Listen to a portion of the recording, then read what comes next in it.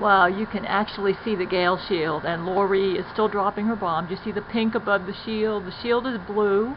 Kind of a pinkish orange on the horizon there. That's what I'm seeing. Skies, I don't know if you can pick it up. On the horizon, this is over the western sky. I'm out for my walk. You can see it with the naked eye. Right underneath the clouds, it's pretty pink. I mean, very, very pink. A normal sky, no pink at all. Looks like we might be making progress, or at least for this day. There's no pink at all. However, I have a stuffy right eustachian tube. I read my earliest version of Silver Skies that I originally published through Rose Dog Books and concluded that this is superior to the modifications I made to it after 2005. However, my original version did not have an ending, and I tacked on an ending that does not work for the story. After relearning much of the novel writing skills that I'd forgotten over the years as I've been working on my novel Less Than Acclaim, I realized that the ending I tacked onto my Silver Skies does not work. I searched through my files and found the original outline that I wrote for Silver Skies, and have decided that my original intent is superior to what I did later. So I'm working on two writing projects at the same time, Less Than Acclaim and Silver Skies, the 1996 version. I will go through the Silver Skies I published through CreateSpace and will rewrite it back to the original version, except I'll remove the ending I tacked on in 2005 and rewrite it according to my 1996 outline. I've also revamped the cover to give this third edition of Silver Skies a cover that fits the story. I remember when I worked on Silver Skies that I wrote a meticulous outline, and I outlined scene by scene using principles from Jack Bickham's Scene and Structure. I'll do the same for this third edition as well. When I worked on Silver Skies, I never rushed myself. Quality was always more important than quantity, and that will be the same attitude I take as I rewrite Silver Skies to make it truer to the book I intended it to be in 1996. In 1996, when I learned about Laurie McBride, I trashed Silver Skies as a project, feeling that Brent Spiner no longer deserved my masterpiece. I didn't have the means to publish my story at the time either. With the advent of the internet and the skills I've learned about self-publishing, I'm able to publish the Silver Skies I intended in 1996. With this third edition, I hope that this version of Silver Skies will last into posterity as I strive to write only those stories that I myself would love to read. The theme song for Silver Skies remains the same. It's Apple Blossom Time.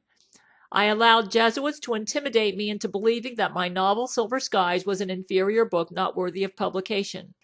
But as I reread my first version that I laid aside after 1996, I realized that it's a literary masterpiece. Steven Spielberg made a film based on the 1996 version in 2005, even though I had not written the ending.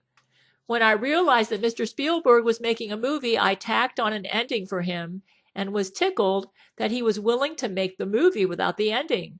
I realize now that the ending I tacked on was not best for the story. I have relearned my fiction writing skills and will give this story the ending it deserves based on the outline I wrote in 1996. Mr. Spielberg has encouraged me brain to brain to take my time with my writings. I guess that when I finish this third edition of Silver Skies, he's going to edit the movie and give it the ending it deserves. Once I fix the ending and return the story to its 1996 state, it should enter the annals of literature that lasts for posterity. That's my hope. Matthew McConaughey fell in love with me when he read my book in 2005. Mr. Spielberg cast Matthew for the lead, which I feel was a good casting call. I don't know which actress they used for the female lead. That would be a hard call because the Brianna character has so many facets and only a very good actress could bring out all her depths and passion. The version Matthew read was the 1996 version, which is the version I'm working on now. The book did not have an ending, and Mr. Spielberg went ahead anyways with the movie. Unfortunately, in 2005, I had not written anything for about a decade and forgot some of my fiction writing skills, but I've relearned them and realize now what I wanted to do in 1996 with my masterpiece for Brent Spiner. I agree with with writer Anish Shivani that today's fiction is in a dismal state. So why am I studying a book on screenwriting? My Patreon fan is going to order this book for me. It's called Save the Cat by Blake Snyder. So why am I studying a book on screenwriting about story structures that translate well to the big screen? Well, I tend to admire some modern movies, but not any modern novels. So I basically wanted to study the different story structures in Save the Cat by Blake Snyder to be sure that as I go literary in my novel writing, that I have enough basic structure so that I have a sound story. In other words, a story that your average reader can relate to, and that is what sound story structure does. To make the work memorable, I will adhere to sound story structure and will be conventional in that respect because most stories that last for posterity do this. There are exceptions, like if the author has a very strong voice and goes really philosophical, but even then, they are usually adhering to some sort of structure.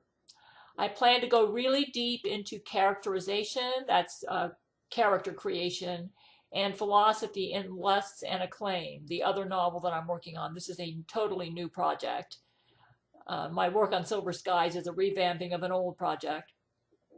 But I think the best way to show the philosophy in Lust and Acclaim will be through the actions and attitudes of my characters, where each character will be an archetype of a particular view on courtship and marriage in the 21st century. Like Austen in Pride and Prejudice, I plan to use my characters to explore different views on courtship and marriage, to contrast the views, and then create an ending for those characters who represent the views on courtship and marriage that are closest to Jesus Christ's. The Laurie McBride character will view courtship and marriage as a means to worship the body and sex, creating children as an extension of that.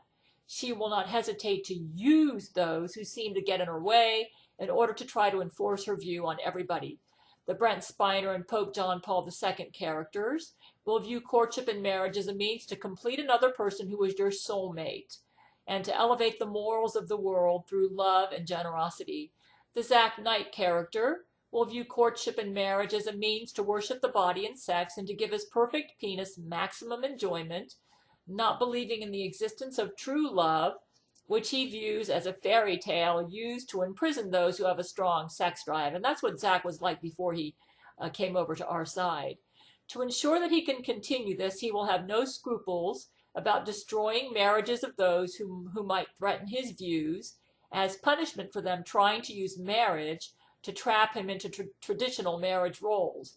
The Rule 13 character will view courtship and marriage as a means to worship the body and sex, and she will grant love and commitment to those who feel as she does, like Zach Knight. My Gail character will view marriage as a means to nourish a soulmate and to inspire a man to greatness. Jesus Christ will view marriage exactly like I and the Brent Spiner character do, which is why he will give them his semen in the millennium.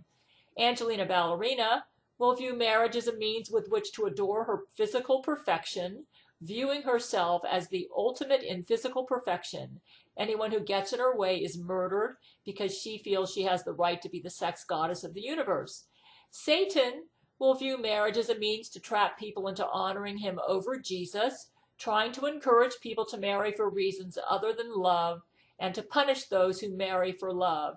My ex-husband will view marriage as a means with which to gain respectability while secretly living a homosexual lifestyle as a pedophile.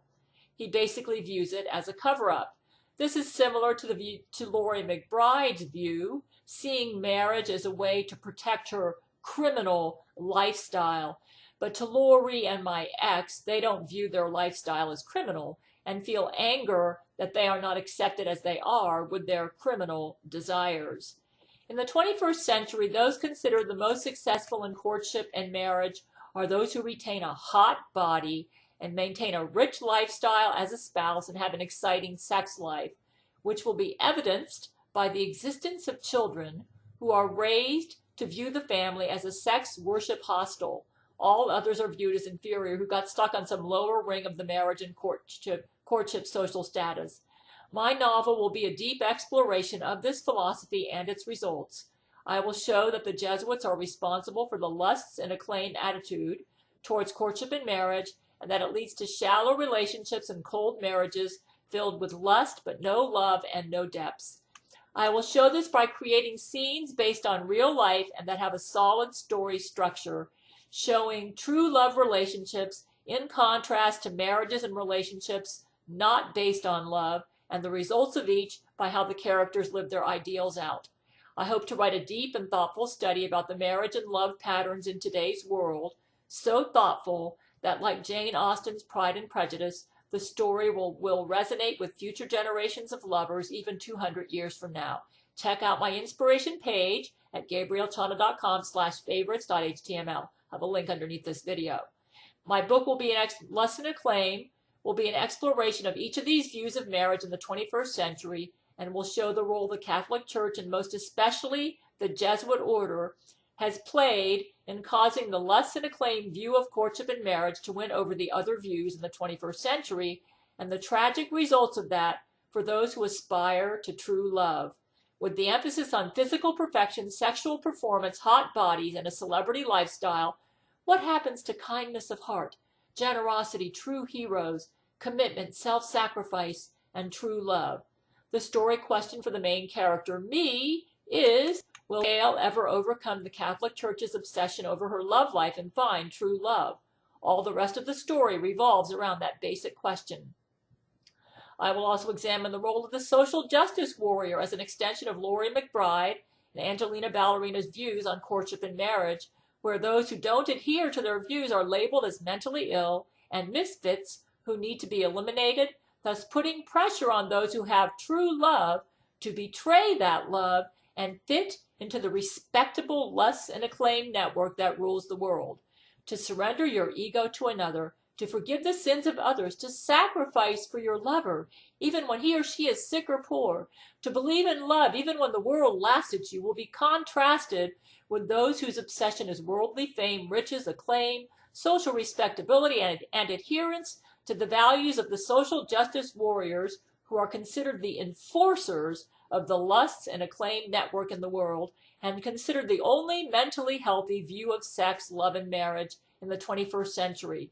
So, if somebody surrenders their wealth to honor their religion, or saves themselves as a virgin for their mate, such people are considered mentally ill and in violation of the lust and acclaim lifestyle that is respectable in the 21st century. I'll go deeper than this because this view goes past sexuality and contaminates religion, the church, the Catholic Church, using each of my characters as illumination of their particular view. I will be an interesting character in the book in that without Catholic interference, I managed to win over men who had the lust and acclaim respectability of the world, even though, like Lizzie Bennet in Pride and Prejudice, who won the catch of her time, I used methods that are unconventional and inappropriate while I won the catch. So therefore, I gained the ire of those who are obsessed with respectability, like Lady Catherine and Jane in Pride and Prejudice. And Laurie McBride and Angelina Ballerina will be types of Lady Catherine in my novel, because I did not worship the lust and acclaim lifestyle while acquiring my catch, so I belong to a lower social order. I did so without an ounce of concern about honoring the lust and acclaim lifestyle deemed so necessary to acquire such a catch. The lust and acclaim enforcers are furious at me for ruining their fairy tale to the world, that a marriage must be maintained by always being hot and sexy and physically perfect. I may also have a re-examination about what truly constitutes hotness in both a woman and a man, by showing those who are truly hot and contrasting them with those who think they're hot. My story is about how I broke all the rules and still won the lust and acclaim hot guy, which will raise the question, are these rules about how to acquire the lust and acclaim lover stupid? I will be doing a thorough exploration about many of the social mores and conventions of our times and how intelligent these customs and ideals are in the matters of love and marriage.